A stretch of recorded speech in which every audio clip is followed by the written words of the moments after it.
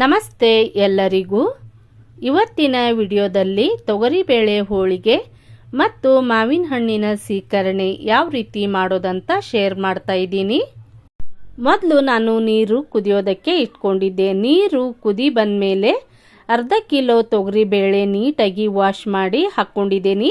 ಹಾಗೆ ನಾನು 1 tea spoon ಎಣ್ಣೆ ಕೂಡ ಸೇರಿಸಿಕೊಂಡಿದ್ದೀನಿ। ಮೊದಲು ಬೇಳೆ ಕುದಿಯುವಾಗ ಮೇಲೆ ನೊರೆ ಬರುತ್ತಲ್ಲ ಅದನ್ನೆಲ್ಲ ತೆಗೆದುಬಿಟ್ಟು ನೀಟಾಗಿ ಮಿಕ್ಸ್ ಮಾಡಿ ಪ್ಲೇಟ್ ಮುಚ್ಚಿ ಗ್ಯಾಸ್ ಲೋ ಫ್ಲೇಮ್ ನಲ್ಲಿ ಇಟ್ಟು ಬಿಟ್ಬಿಡಿ। ಬೇಳೆ ಕುದಿಯೋವರೆಗೂ ನಾವು ಕಣಕ ರೆಡಿ ಮಾಡ್ಕೋಬೇಕು। ಕಣಕ ಮಾಡೋದಕ್ಕೆ ಅರ್ಧ ಕಿಲೋ ಮೈದಾ, 100 ಗ್ರಾಂ ಚಿರೋಟಿ ರವೆ, ಚಿಟಿಕೆ ಉಪ್ಪು, ½ ಟೀ ಸ್ಪೂನ್ ಅರಿಶಿಣ ಪುಡಿ ಸೇರಿಸಿಕೊಂಡು ನೀಟಾಗಿ ಮಿಕ್ಸ್ ಮಾಡ್ಕೊಳ್ತಾ ಇದ್ದೀನಿ। ಮಿಕ್ಸ್ ಮಾಡಿ ಆದ ನಂತರ ಸ್ವಲ್ಪ ನೀರು ಹಾಕಿ ಕಣಕ ರೆಡಿ ಮಾಡ್ಕೋಬೇಕು। ಪದೇ ಪದೇ ಮಾಡಿ ರೂಢಿ ಇರುತ್ತಲ್ಲ ಅವರಿಗೆ ಒಂದು ಅಳತೆ ಇರುತ್ತೆ। ಹೊಸದಾಗಿ ಮಾಡೋರೆಲ್ಲ ಒಂದೇ ಸಾರಿ ಜಾಸ್ತಿ ನೀರು ಹಾಕಿ ಕಣಕ ರೆಡಿ ಮಾಡಬಾರ್ದು। ಸ್ವಲ್ಪ ಹೆಚ್ಚು ಕಡಿಮೆ ಆದ್ರೂ ಹೋಳಿಗೆ ಹಾಳಾಗುತ್ತೆ। ಹಾಗಾಗಿ ಇಲ್ಲಿ ನೋಡಿ ನಾನು ನಿಮಗೆ ತೋರಿಸ್ತಾ ಇದ್ದೀನಿ। ಈ ರೀತಿಯಾಗಿ ನಮಗೆ ಹೋಳಿಗೆ ಹಿಟ್ಟು ರೆಡಿ ಆಗಬೇಕು। ಸ್ವಲ್ಪ ನೀರು ಹಾಕಿ ಈ ರೀತಿಯಾಗಿ ನಾವು ಕಣಕ ರೆಡಿ ಮಾಡ್ಕೋಬೇಕು। ಕಣಕ ತೆಳುವಾಯ್ತು ಅಂತ ಮೇಲೆ ಹಿಟ್ಟು ಹಾಕಿ ನಾವು ಸರಿ ಮಾಡಿಕೊಂಡ್ರೆ ಅದು ಹೋಳಿಗೆ ಅಷ್ಟು ಚೆನ್ನಾಗಿ ಬರೋದಿಲ್ಲ। ಕಣಕ ಕಲಸಿ ಆದ ನಂತರ ಮೇಲೆ 1 ಟೇಬಲ್ ಸ್ಪೂನ್ ಎಣ್ಣೆ ಹಾಕಿ ಮಿಕ್ಸ್ ಮಾಡ್ಕೊಳ್ತಾ ಇದ್ದೀನಿ। ಇಲ್ಲಿ ನೋಡಿ ಕೈಗೂ ಸಹ ಅಂಟಬಾರ್ದು, ಆ ರೀತಿಯಾಗಿ ನಾವು ಕಣಕ ರೆಡಿ ಮಾಡ್ಕೋಬೇಕು। ಇಲ್ಲಿ ನಿಮಗೆ ತೋರಿಸ್ತಾ ಇದ್ದೀನಿ ನೋಡಿ। ಎಣ್ಣೆ ಹಾಕಿ ಆದ ನಂತರ ನಾವು ನೀಟಾಗಿ ಒತ್ತಿ ಕಣಕ ರೆಡಿ ಮಾಡ್ಕೋಬೇಕು। ಇವಾಗ ನಮಗೆ ಪರ್ಫೆಕ್ಟ್ ಆಗಿ ಕಣಕ ರೆಡಿ ಆಗಿದೆ। ಸುಮಾರು 4 ತಾಸು ನಾವು ಕಣಕ ನೆನೆಸಬೇಕು, ಅಂದ್ರೆ ನಮಗೆ ಹೋಳಿಗೆ ತುಂಬಾ ಚೆನ್ನಾಗಿ ಬರುತ್ತೆ। ಮತ್ತೆ ನಾನು ಮೇಲೆ ಎಣ್ಣೆ ಸ್ಪ್ರೆಡ್ ಮಾಡಿ ನೆನೆಯೋದಕ್ಕೆ ಬಿಡ್ತಾ ಇದ್ದೀನಿ। ಹಾಗೆ ಬಿಡಬೇಡಿ, ಮೇಲೆ ಪ್ಲೇಟ್ ಮುಚ್ಚಿ ನೆನೆಯೋದಕ್ಕೆ ಬಿಡಿ। ಇವಾಗ ನಾವು ಬೇಳೆ ನೋಡೋಣ।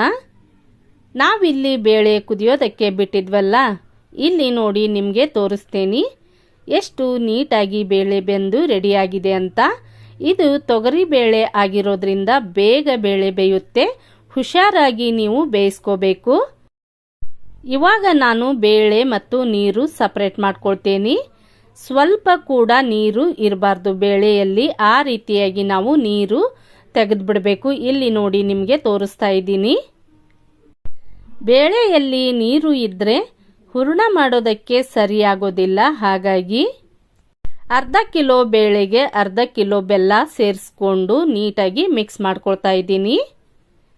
ನಾವು ಬೆಲ್ಲ ಸೇರಿಸಿ ಮಿಕ್ಸ್ ಮಾಡುವಾಗ ಗ್ಯಾಸ್ ಲೋ ಫ್ಲೇಮ್ನಲ್ಲಿ ಇರಬೇಕು। ನಾವು ಬೆಲ್ಲ ಸೇರಿಸಿರ್ತೇವಲ್ಲ, ಬೆಲ್ಲ ಕರಿಗೆ ಆದ ನಂತರ ಈ ರೀತಿ ತೆಳುವಾಗಿರುತ್ತೆ, ಹಾಗಂತ ಗಾಬರಿ ಆಗಬೇಡಿ। ಇದಕ್ಕೆ ನಾನು ಅರ್ಧ ಬಟ್ಲು ಒಣಕೊಬ್ಬರಿ ತುರಿ, 1 ಟೀ ಸ್ಪೂನ್ ಏಲಕ್ಕಿ ಶುಂಠಿ ಪೌಡರು ಸೇರಿಸ್ಕೊಂಡಿದ್ದೀನಿ। ವಿಡಿಯೋ ಸ್ಕಿಪ್ ಆಗಿದೆ, ಯಾರು ಏನು ಅನ್ಕೋಬೇಡಿ। ಕೊಬ್ಬರಿ ಸೇರಿಸ್ಕೊಂಡಾದ ನಂತರ ಗ್ಯಾಸ್ ಲೋ ಫ್ಲೇಮ್ನಲ್ಲಿ ಇಟ್ಕೊಂಡು ಈ ರೀತಿ ನಾವು ಕುದಿಸ್ಕೋಬೇಕು। ಸ್ವಲ್ಪ ಗಟ್ಟಿಯಾಗಿ ಬರಬೇಕು। ಇವಾಗ ನೋಡಿ ಪರ್ಫೆಕ್ಟ್ ಆಗಿ ನಮಗೆ ಹೂರಣಕ್ಕೆ ರೆಡಿ ಆಗಿದೆ। ಇಲ್ಲಿ ನಾನು ನುಣ್ಣಗೆ ಗ್ರೈಂಡ್ ಮಾಡ್ಕೊಂಡಿದ್ದೀನಿ, ನಿಮಗೆ ತೋರಿಸ್ತಾ ಇದ್ದೀನಿ ನೋಡಿ। ಈ ರೀತಿಯಾಗಿ ನಮಗೆ ಹೂರಣ ರೆಡಿ ಆಗಬೇಕು। ಇಲ್ಲಿ ನೋಡಿ ನಾವು ಕಣಕ ರೆಡಿ ಮಾಡಿ ನೆನೆಯೋದಕ್ಕೆ ಬಿಟ್ಟಿದ್ವಲ್ಲ, ಇವಾಗ ನಮಗೆ ಕಣಕ ಪರ್ಫೆಕ್ಟ್ ಆಗಿ ರೆಡಿ ಆಗಿದೆ। ಮತ್ತೆ ನಾನು ಒಂದು ಸಾರಿ ನೀಟಾಗಿ ಮಿಕ್ಸ್ ಮಾಡ್ಕೊಂಡಿದ್ದೀನಿ। ಮಿಕ್ಸ್ ಮಾಡ್ಕೊಂಡಾದ ನಂತರ ಕಣಕ ತಗೊಂಡಿದ್ದೀನಿ। ಪೂರಿ ಅಥವಾ ಚಪಾತಿ ಮಾಡೋದಕ್ಕೆ ಕಣಕ ತಗೋತೇವಲ್ಲ, ಆ ರೀತಿಯಾಗಿ ನಾವು ಕಣಕ ತಗೋಬೇಕು। ನಂತರ ನಾನು ಕೈಯಿಂದ ಸ್ವಲ್ಪ ಅಗಲ ಮಾಡ್ಕೊಂಡಿದ್ದೀನಿ। ಅದರಲ್ಲಿ ನಾನು ಹೂರಣದ ಉಂಡೆ ಇಟ್ಟು ಈ ರೀತಿಯಾಗಿ ತುಂಬಿ ರೆಡಿ ಮಾಡ್ಕೊಳ್ತಾ ಇದ್ದೀನಿ। ಕರೆಕ್ಟಾಗಿ ನಾವು ತುಂಬಿ ರೆಡಿ ಮಾಡ್ಕೋಬೇಕು। ಇಲ್ಲಿ ನೋಡಿ ನಾನು ಪ್ಲಾಸ್ಟಿಕ್ ಕವರ್ ತಗೊಂಡಿದ್ದೀನಿ, ಕವರ್ಗೆ ಎಣ್ಣೆ ಸ್ಪ್ರೆಡ್ ಮಾಡಿದ್ದೀನಿ। ಅದರ ಮೇಲೆ ಹೋಳಿಗೆ ಇಟ್ಟು ಮತ್ತೆ ಮೇಲೆ ಒಂದು ಕವರ್ ಹಾಕಿ ನಾನು ಹೋಳಿಗೆ ತೀಡಿ ರೆಡಿ ಮಾಡ್ಕೊಳ್ತಾ ಇದ್ದೀನಿ। ನಿಮಗೆ ಕರೆಕ್ಟಾಗಿ ಗೊತ್ತಾಗ್ಲಿ ಅಂತ 2 ಹೋಳಿಗೆ ರೆಡಿ ಮಾಡಿ ತೋರಿಸ್ತಾ ಇದ್ದೀನಿ। ತುಂಬಾನೇ ಈಸಿಯಾಗಿ ಮಾಡ್ಕೋಬಹುದು ನೋಡಿ ಫ್ರೆಂಡ್ಸ್। ಹೊಸದಾಗಿ ಯಾರಿಗೆಲ್ಲ ಹೋಳಿಗೆ ಮಾಡೋದಕ್ಕೆ ಬರೋದಿಲ್ಲಲ್ವಾ, ಅವರು ಕೂಡ ಈ ರೀತಿಯಾಗಿ ಹೋಳಿಗೆ ರೆಡಿ ಮಾಡ್ಕೋಬಹುದು।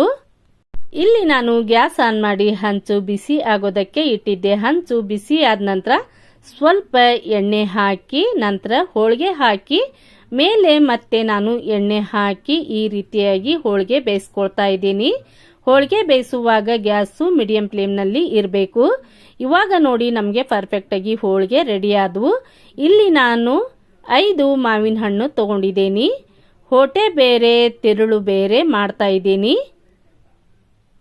ನಾವು ಇವಾಗ ಮಾವಿನ ಹಣ್ಣಿನ ಸೀಕರಣೆ ಮತ್ತು ಹೋಳಿಗೆ ಮಾಡ್ತಾ ಇರೋದು. ಇಲ್ಲಿ ನೋಡಿ ನಾನು ಈ ರೀತಿಯಾಗಿ ತೆಕ್ಕೊಳ್ತಾ ಇದ್ದೀನಿ.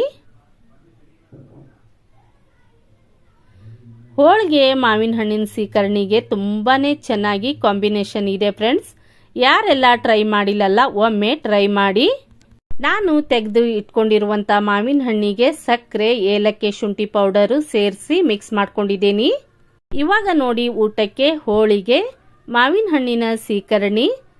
ಇಲ್ಲಿ ನಾನು ಹಸಿ ಬಿಸಿ ಬದನೆಕಾಯಿ ಪಲ್ಯ ಮಾಡಿದ್ದೀನಿ.